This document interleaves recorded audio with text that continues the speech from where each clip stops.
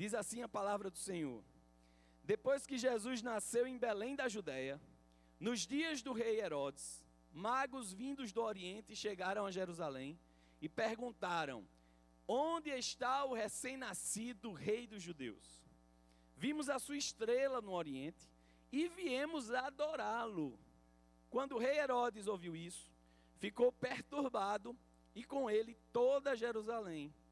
Tendo reunido todos os chefes dos sacerdotes do povo e os mestres da lei, perguntou-lhes onde deveria nascer o Cristo. E eles responderam: em Belém da Judéia, pois assim escreveu o profeta. Mas tu, Belém, da terra de Judá, de forma alguma és a menor entre as principais cidades de Judá, pois de ti virá o líder, que como pastor conduzirá a Israel, o meu povo. Então Herodes chamou os magos secretamente e informou-se com eles a respeito do tempo exato em que a estrela tinha aparecido. Enviou-os a Belém e disse: vão informar-se com exatidão sobre o menino.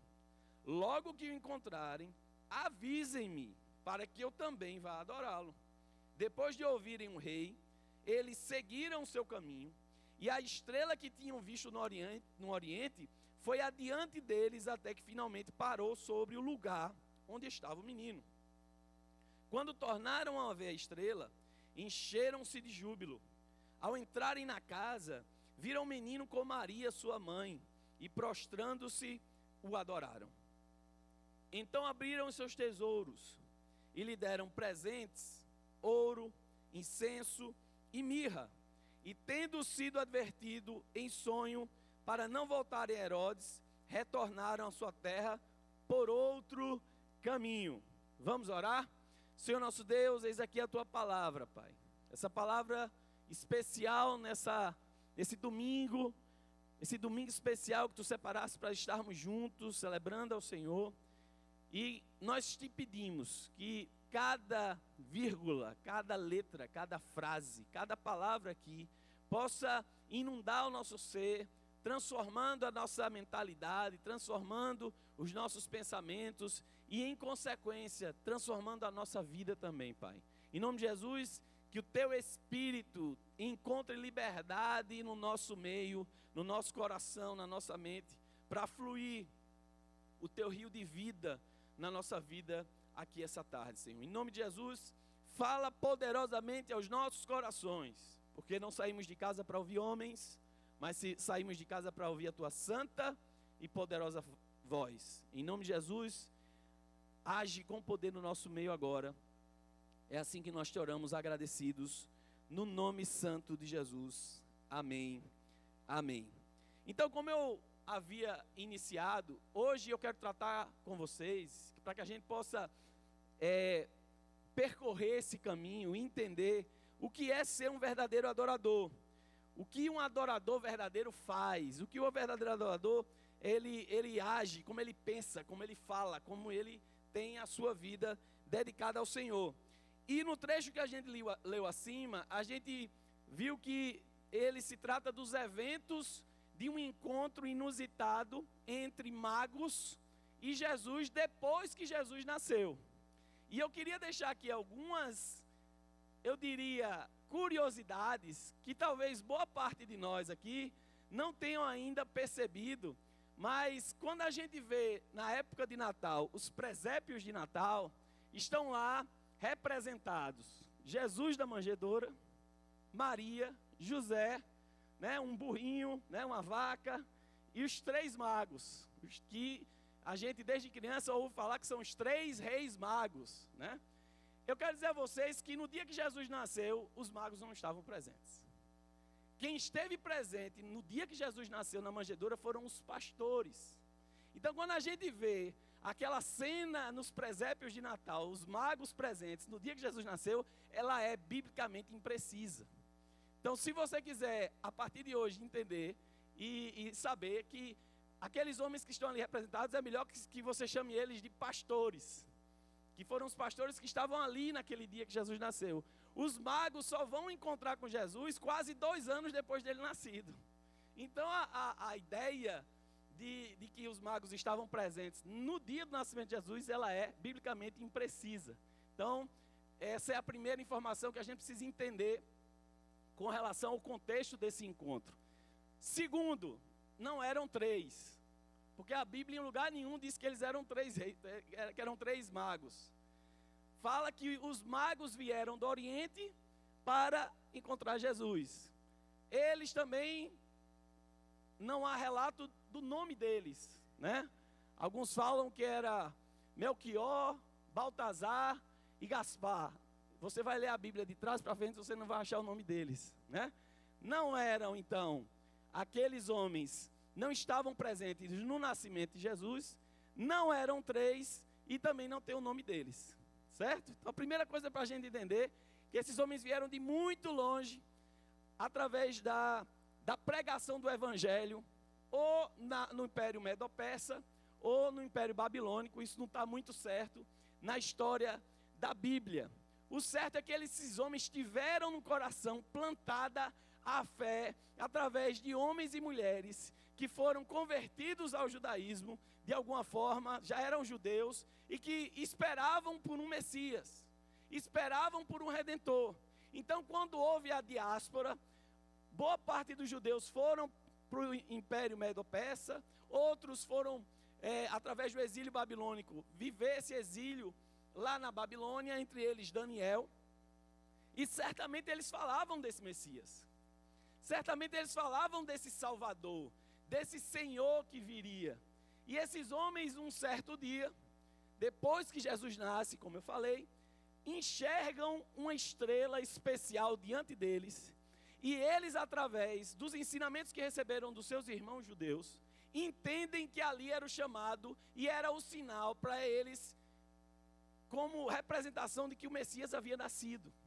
Então eles saem do lugar onde eles estavam, cerca de 1.500 quilômetros distante de Jerusalém, e começam uma jornada em direção ao Senhor.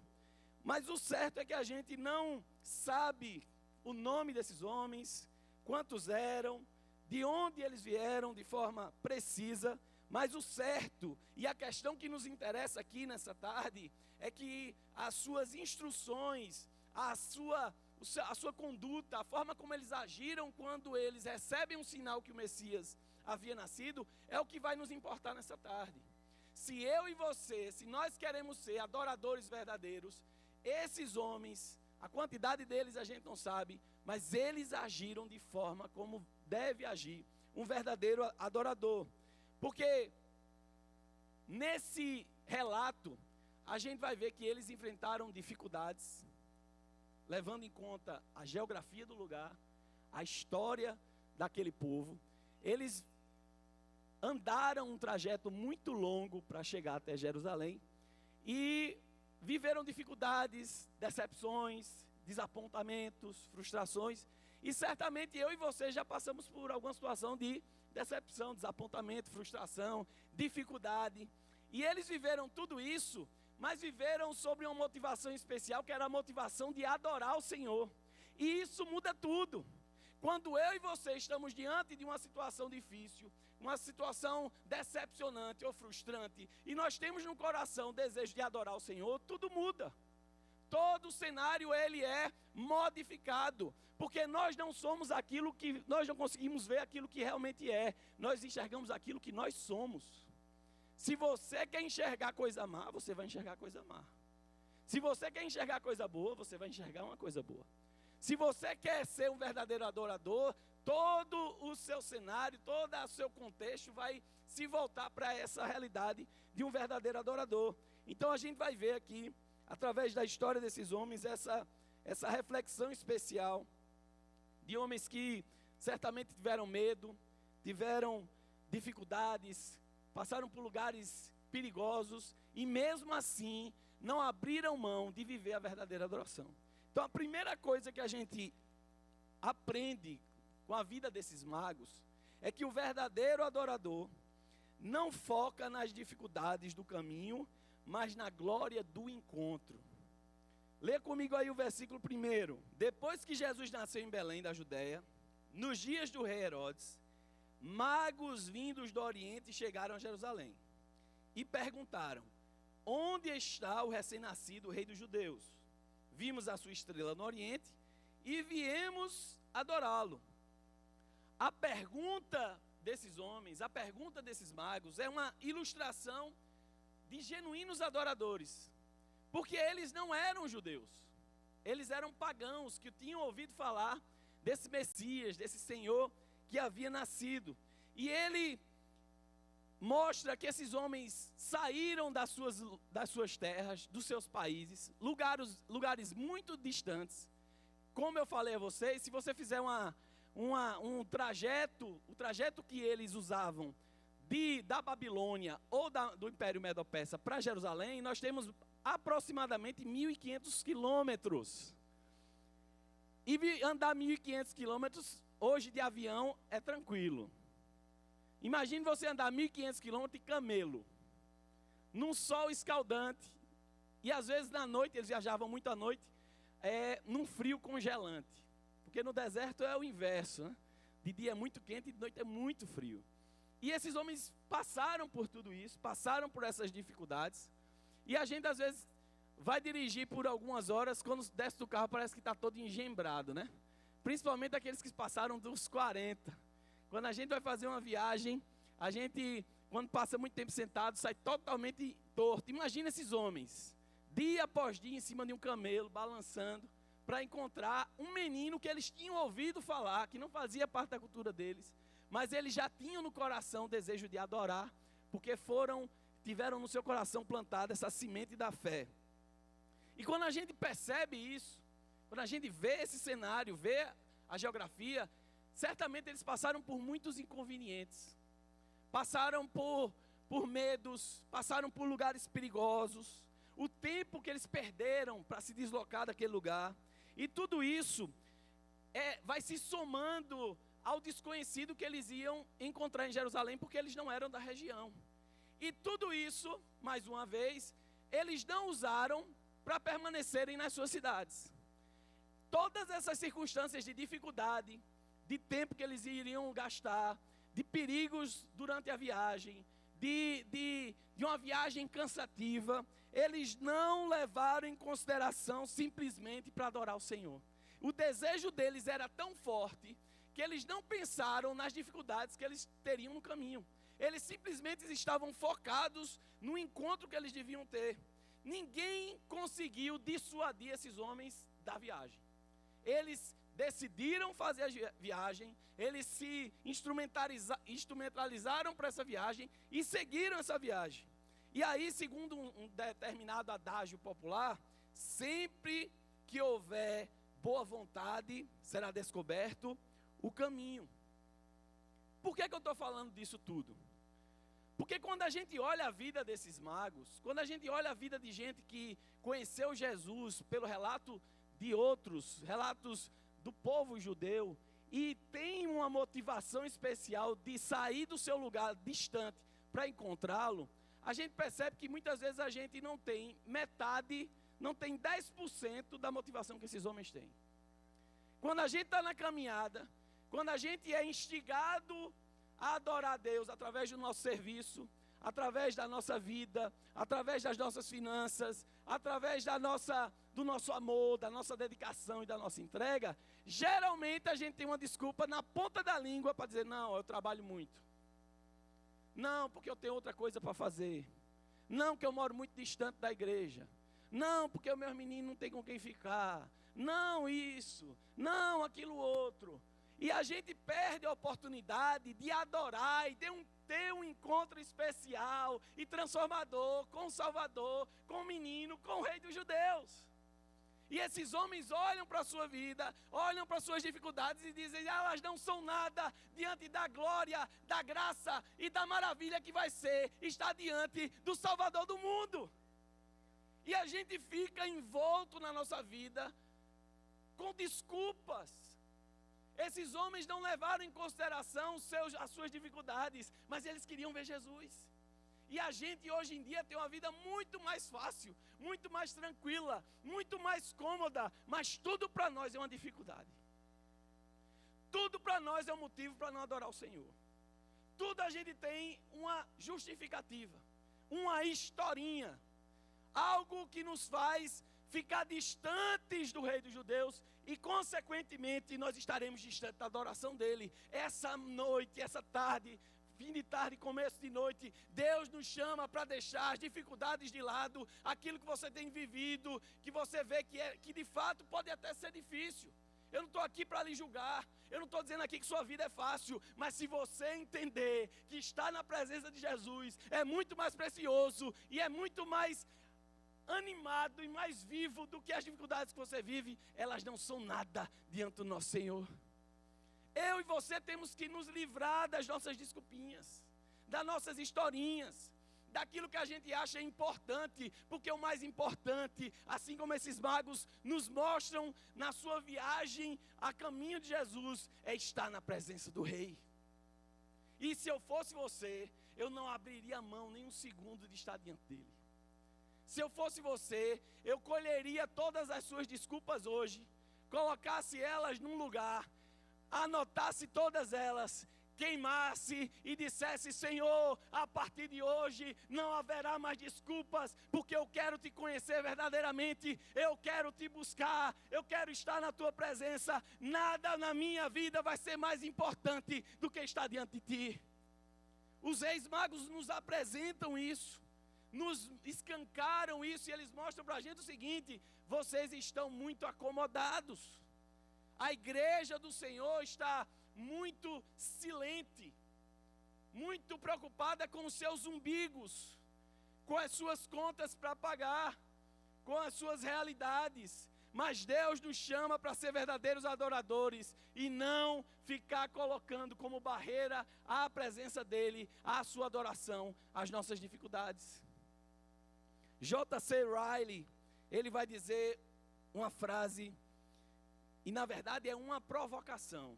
Ele vai dizer: onde está a nossa abnegação? De que maneira nós nos temos preocupado com as nossas próprias almas? Quanta diligência temos mostrado em seguir a Cristo? O que nos tem custado nossa religião? Essas são indagações seríssimas que merecem nossa mais estrita consideração. Eu e você precisamos deixar o nosso comodismo de lado se queremos adorar o Rei dos Reis. Você pode até achar isso aqui muito legal, muito bonito. As músicas que tocaram aqui foram muito especiais e a gente se alegra com elas. Mas a verdadeira adoração acontece no meio das nossas dificuldades, daquilo que a gente deixa de lado, daquilo que a gente não coloca como desculpa para adorar o Senhor. Porque toda vez que você coloca uma desculpa para não fazer algo no reino, você está perdendo a oportunidade de ser um verdadeiro adorador. O verdadeiro adorador, às vezes, faz o que tem que ser feito. Às vezes nem quer fazer, mas tem que ser feito. E vai lá e realiza. Para a glória de Deus. E para que ele seja adorado. Eles saem, aqueles homens saem do seu país, mesmo não sabendo ao certo onde foi o nascimento de Jesus. Porque eles veem uma estrela. E sabem que ia nascer o Rei dos Judeus. Então eles vão para Jerusalém, que era a capital. Até eles chegarem em Jerusalém, eles não são guiados pela estrela, como a gente é ensinado erroneamente. Eles veem a estrela no Oriente, aquilo é um sinal para eles, então eles se deslocam. Eles meio que parecem com Abraão. Quando Jesus diz: saia da sua terra, da sua parentela e da terra que eu vou te mostrar. Eles saem meio que parecido com Abraão, sem saber ao certo para onde vão, e eles saem simplesmente para cumprir esse desejo de adorar o Senhor. Então, essa primeira desculpa que eles poderiam dar: não, é muito longe, eu não sei onde é que Jesus vai nascer, vou lá, eu acho que é lá na capital, em Jerusalém, vamos lá. E aí eles saem em direção a Jerusalém. Mas o que eu quero que você entenda como primeiro ponto hoje é que o verdadeiro adorador não deixa que nada o impeça de demonstrar sua verdadeira adoração. A adoração tem a ver com, não só apenas com louvor, com cântico, com levantar as mãos. A adoração tem a ver com serviço, tem a ver com obediência, tem a ver com consagração, tem a ver com santificação, tem a ver com sua vida toda dedicada ao Senhor. Então, qual é a sua desculpa hoje? qual é a desculpa que você vai lançar hoje no lixo? Qual é a desculpa que você tem dito há anos e tem perdido de adorar o Senhor? A segunda coisa que os magos ensinam para nós nessa tarde é que os verdadeiros adoradores não deixam que as decepções e desapontamentos e frustrações os impeçam de buscar o rei. Leia comigo aí o versículo 2, a partir do versículo 2, para a gente entender o contexto geral. Diz assim: e perguntaram, onde está o recém-nascido rei dos judeus? Vimos a sua estrela no oriente e viemos adorá-lo. Quando o rei Herodes ouviu isso, ficou perturbado e com ele toda Jerusalém. Tendo reunido todos os chefes dos sacerdotes do povo e os mestres da lei, perguntou-lhes onde deveria nascer o Cristo. E eles responderam, em Belém da Judeia, pois assim escreveu o profeta. Mas tu, Belém, terra de Judá, de forma alguma és a menor entre as principais cidades de Judá, pois de ti virá o líder que, como pastor, conduzirá Israel, o meu povo. Então Herodes chamou os magos secretamente e informou-se com eles a respeito do tempo exato em que a estrela tinha aparecido. Enviou-os a Belém e disse, vão informar-se com exatidão sobre o menino, logo que o encontrarem, avisem-me para que eu também vá adorá-lo. Depois de ouvirem o rei, eles seguiram seu caminho, e a estrela que tinham visto do oriente foi adiante deles, até que finalmente parou sobre o lugar onde estava o menino. Eu li esse trecho todo para que a gente entenda o contexto dessa chegada dos magos em Jerusalém.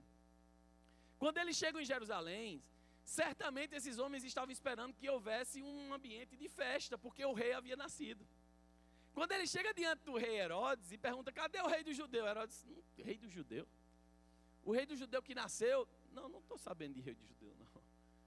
Aí chama lá o sinédrio com os sacerdotes e os escribas e diz, e aí, onde é que o rei dos judeus vai nascer? E aí esses homens dão um relato de que o rei dos judeus iria nascer em Belém de Judá, em Belém da Judeia. E certamente esses magos, ao se depararem com essa situação, eles se frustraram. Porque imagine você ficar sabendo que vai nascer o filho de um rei. Você é convidado para o nascimento do filho do rei. O que é que você espera encontrar diante desse convite? Um palácio, né? Um palácio ornamentado. Você espera encontrar um lugar muito bonito. Você espera encontrar as pessoas em festa. Certamente esses homens, quando vê a cara de Herodes e a cara do povo que ficou perturbado, e a Bíblia diz que eles ficaram perturbados, esses magos devem ter olhado um para o outro e disse, rapaz, a gente está no lugar errado. Tem alguma coisa fora do lugar aqui. A estrela disse que nasceu o rei dos judeus. A gente está na terra dos judeus, no palácio do rei dos judeus. E eles não sabem quem é onde esse recém-nascido está, tem alguma coisa errada.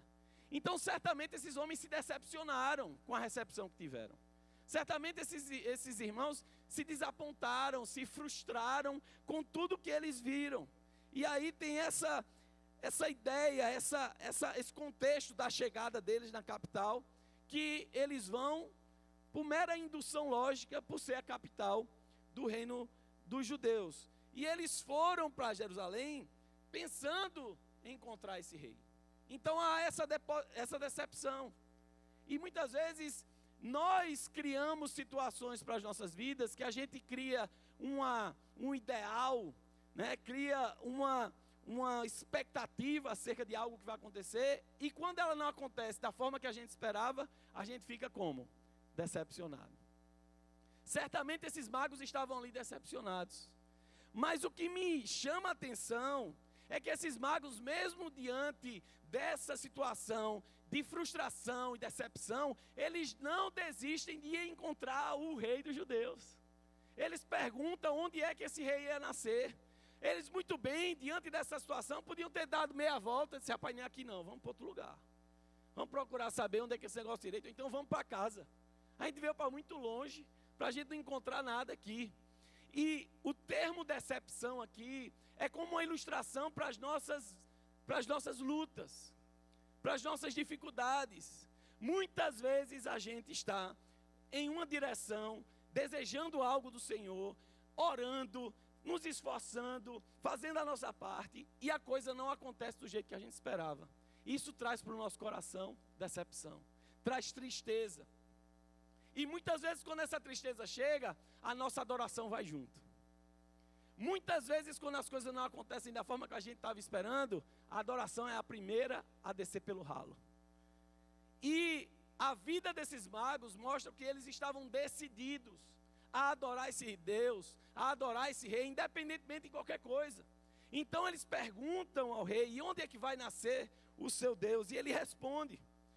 E para piorar a situação, ele pergunta, eles respondem, e nenhum dos judeus se anima com a notícia. Se a gente perceber e ler o relato completo, a gente vai ver que eles foram sozinhos. Depois que eles descobrem um lugar onde o rei deveria nascer, eles seguem em viagem sozinhos. Quando aqueles que deveriam estar ali em Jerusalém, deveriam entrar em júbilo, em festa, em alegria. O nosso rei nasceu, onde é que ele está? Vamos lá celebrá-lo, vamos lá adorá-lo. Não, aquele povo ficou silente. É como se dissesse, me disseram ali que o menino ia nascer em Belém. E Herodes, querendo matar o menino, diz, procura saber onde é que ele está, que quando ele estiver eu vou lá adorar ele. E na verdade ele queria matar. Mas na verdade, a postura dos sacerdotes e a postura dos escribas mostra que às vezes a gente está tão envolto com as coisas do reino, a gente está tão envolto com as questões do ativismo religioso, que a gente está perdendo a oportunidade de adorar a Deus quando Ele está na nossa presença. A gente, por exemplo, está num lugar como esse. A gente tem a oportunidade de sair das nossas casas, vir num feriado, sentar num lugar confortável, com ar-condicionado, pessoas cheirosas, né? A gente está aqui, se alegrando na presença do Senhor, mas a gente perde a chance de adorá-lo, porque a gente está vivendo isso domingo após domingo. Nós é que deveríamos ter na nossa conduta e no nosso hábito um desejo constante de adorar o Senhor, para que a nossa adoração contagiasse os que estão de fora. Aqueles homens, quando veem a postura dos homens judeus, eles ficam decepcionados. Meu Deus do céu, esse povo quer esse rei mesmo, tem certeza.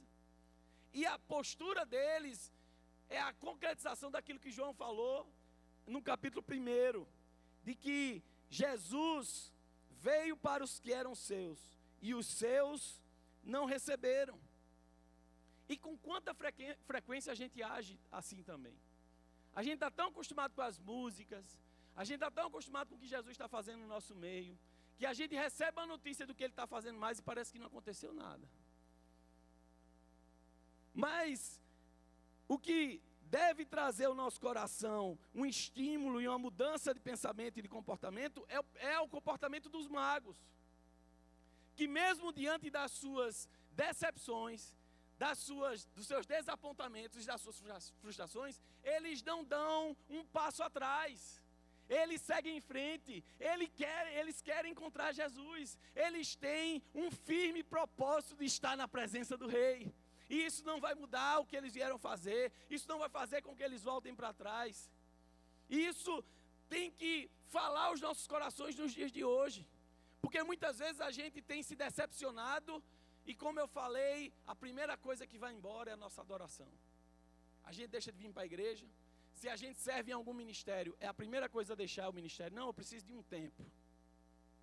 Preciso deixar as coisas esfriarem a cabeça.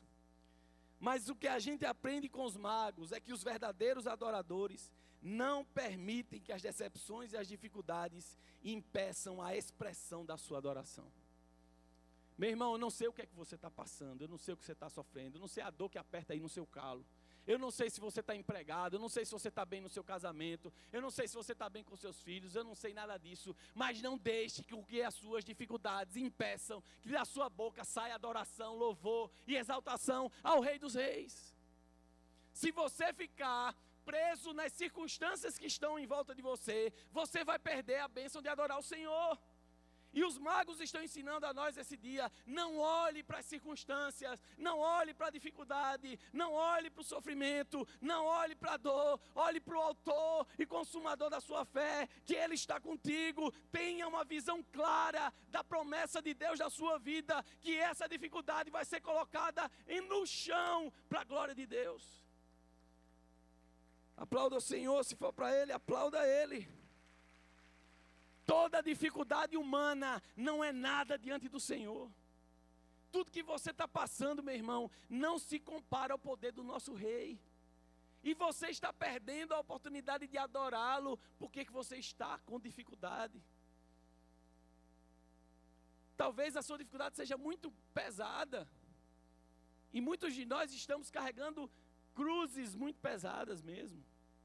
Mas isso não pode ser um empecilho para que a sua boca se abra de júbilo, para que a sua voz cante louvores, para que você diga e declare o amor de Jesus, para que você tenha uma visão clara da promessa de Deus na sua vida. O que fez esses homens não voltarem atrás foi uma visão clara de que eles viriam o Rei dos Reis. E a eles não se empalham. Eles não se acham impedidos de continuar a sua jornada. E a gente vê isso na vida dos grandes homens da Bíblia.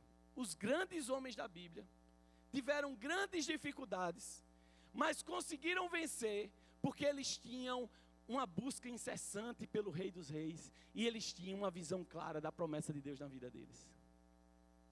Quando a gente vê a vida de José, José é rejeitado pelos irmãos. José é colocado num poço para ser vendido como escravo. É vendido como escravo. Chega na casa do seu senhor. A mulher dele dá em cima dele. Ele é acusado injustamente. Ele vai para a prisão. Passa 2 anos na prisão, pedindo para todo mundo lembrar dele. E ele vive tudo isso. E eu fico me perguntando como é que esse homem aguentou tudo isso. E no final da história ele diz: o mal que planejaram contra mim, Deus transformou em bem.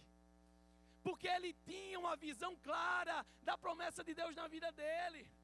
Ele sabia que não estava sozinho. Naquele poço, Jesus estava com José. Naquela prisão, Jesus estava com José. Naquela casa sendo injustiçado, Jesus estava com José. Aonde você estiver, no seu sofrimento, na sua dor, na sua lágrima que cai do rosto, no seu coração apertado, Jesus está com você. Aleluia! Tenha essa perspectiva e essa visão clara da promessa de Deus. Ele mesmo disse: eu nunca os deixarei sós, eu estarei com vocês todos os dias, até o dia em que eu voltarei. Você não está só, meu irmão. Tenha essa visão clara no seu coração, porque isso vai fazer você vencer qualquer dificuldade, isso vai fazer você vencer qualquer dor, qualquer sofrimento, porque Jesus vai estar do seu lado, vai estar te sustentando.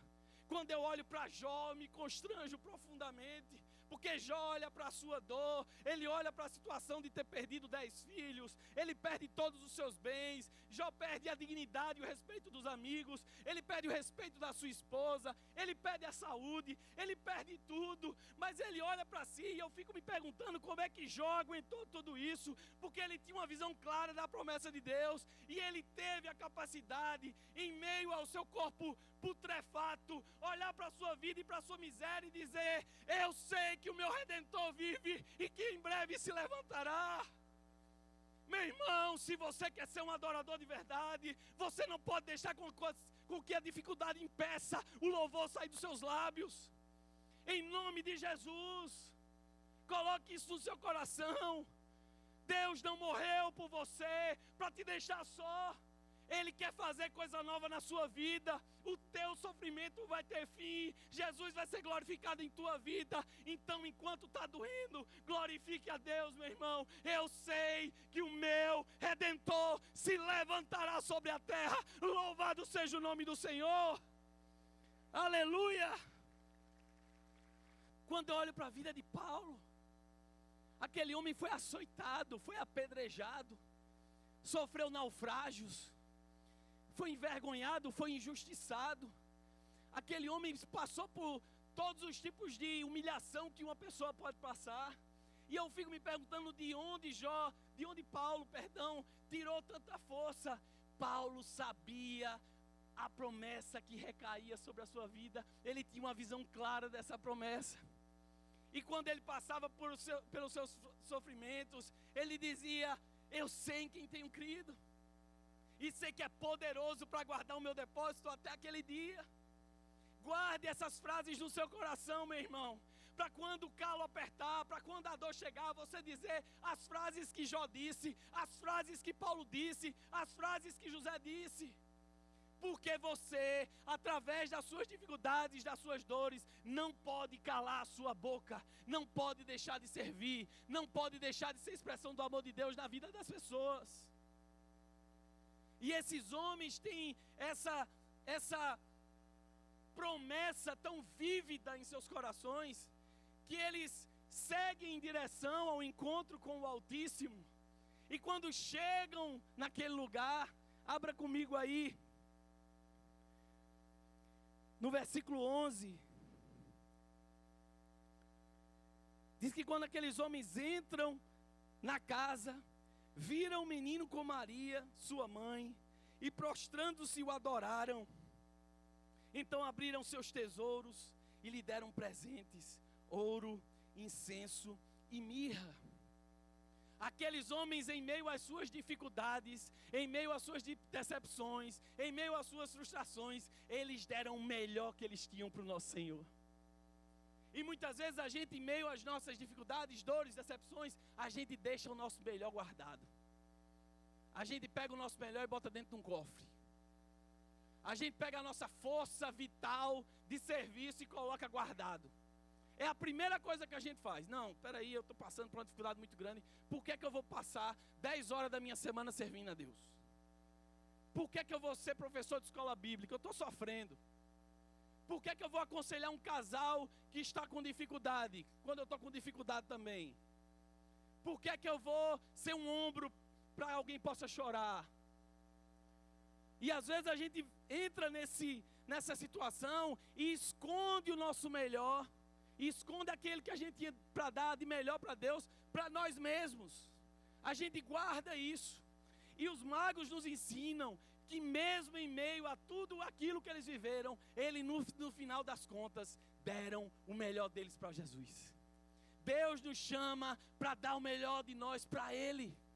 Deus está te chamando, você tem um tesouro guardado aí, meu irmão, e você vai ficar um obeso espiritual, só recebendo, só sendo abençoado.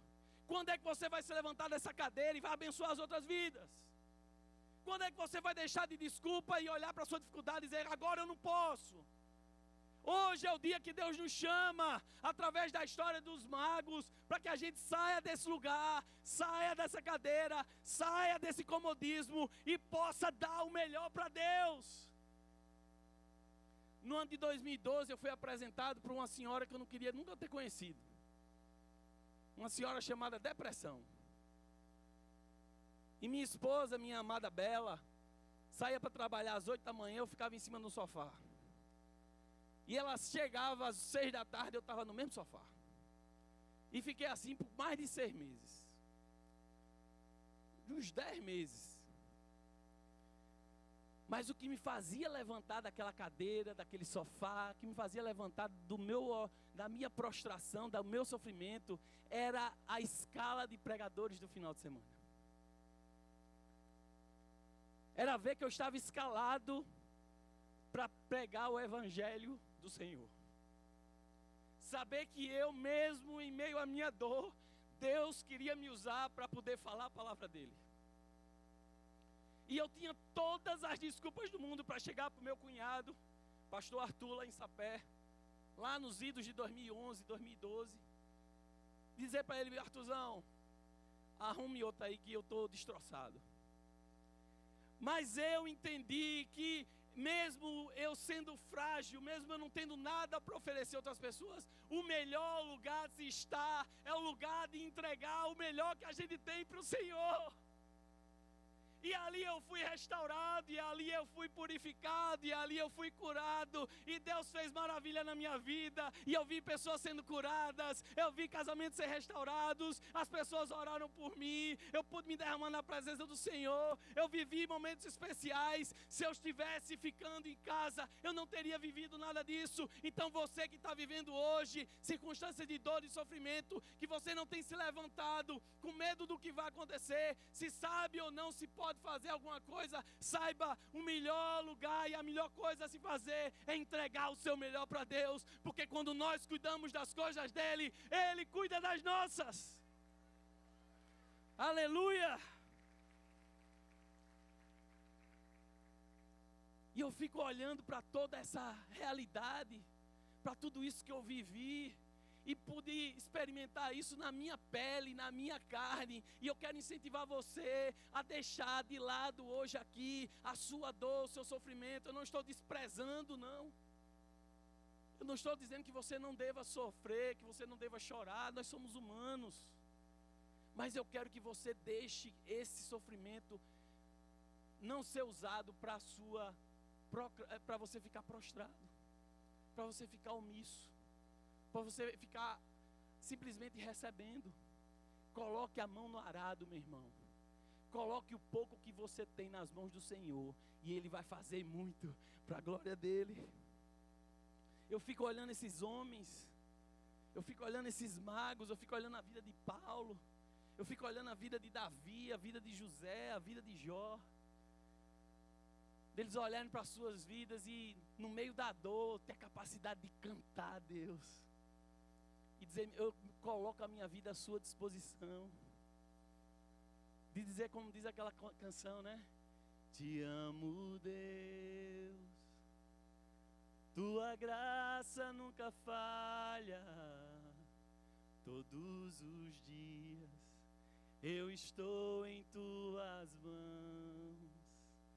Desde quando me levanto até eu me deitar, eu cantarei da bondade de Deus. Aí você declara assim com o Senhor no meio da sua dor: és fiel em todo tempo, em todo tempo tu és tão bom, com todo fôlego.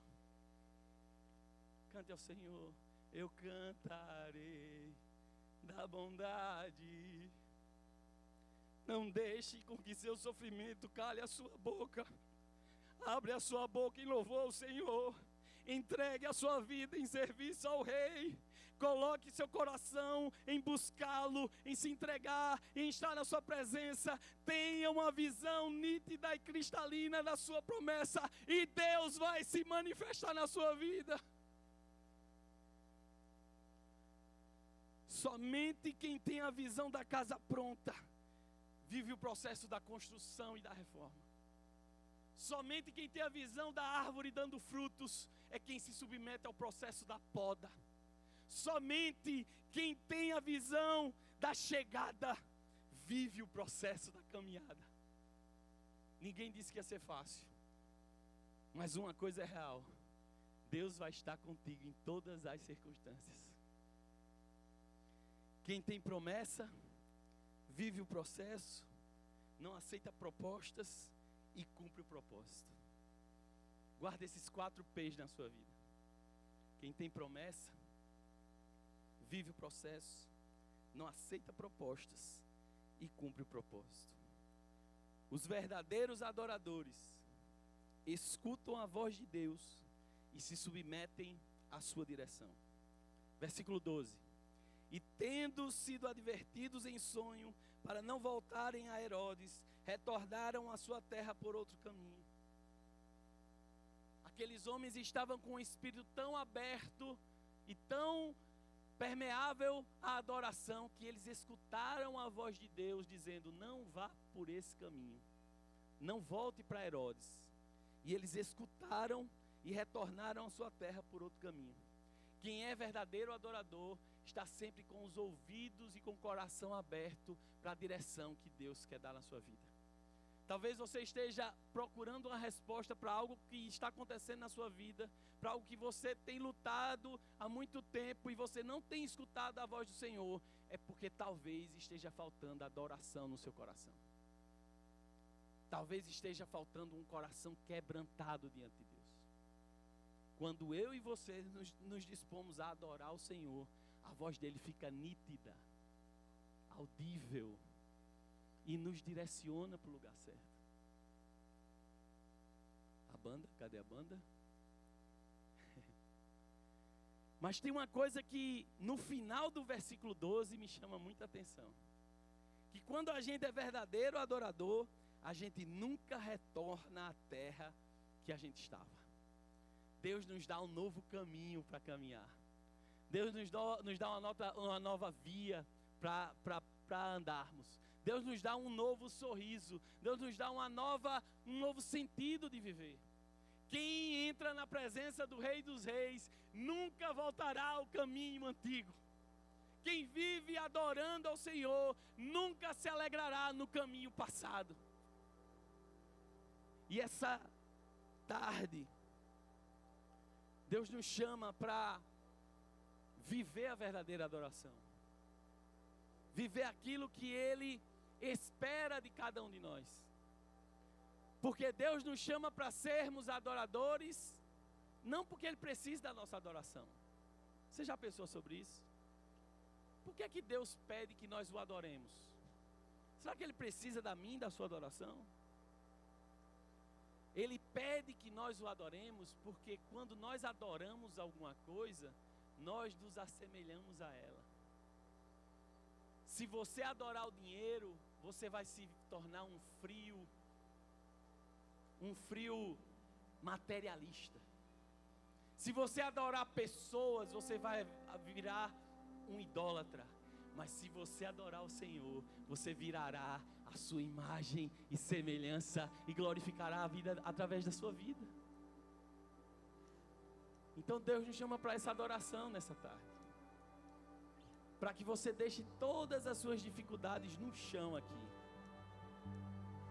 Para que você derrame o seu coração dizendo: Senhor, é difícil, mas não há nenhuma dificuldade intransponível para ti.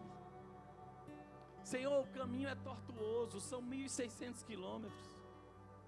Senhor, o caminho é perigoso, tem muito ladrão. Mas se for para me encontrar contigo, eu prosseguirei nesse caminho. Senhor, o caminho é muito difícil, é muito decepcionante, as pessoas machucam a gente, as pessoas não querem estar na tua presença, as pessoas não te esperam, mas saiba, as suas decepções não podem ser empecilho para você glorificar a Deus.